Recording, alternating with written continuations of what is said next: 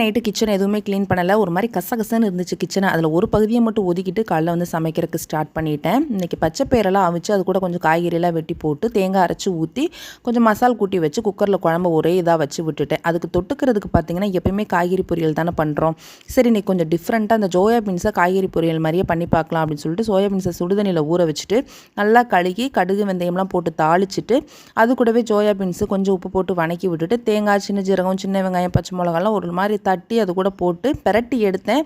Taste கொஞ்சம் சுமாராக தான் இருந்துச்சு. அதனால் யாருமே சாப்பிடல. அந்த மிச்சமான சோயா பீன்ஸை என்னடா பண்ணுறதுன்னு பகல் ஃபுல்லாக யோசிச்சுட்டே இருந்தேன். சரி ஈவினிங் ஸ்நாக்ஸ்க்கு கட்லெட் மாதிரி போட்டலான்னு சொல்லிட்டு சோயா பீன்ஸை அப்படியே மிக்ஸில் போட்டு ஒரு அடி அடிச்சுட்டு 2 முட்டையை உடச்சி ஊற்றி நமக்கு என்ன ஷேப் வேணுமோ அந்த ஷேப்பில் தட்டி முட்டையில் தொட்டு எண்ணெயில் போட்டு எடுத்துட்டேன்.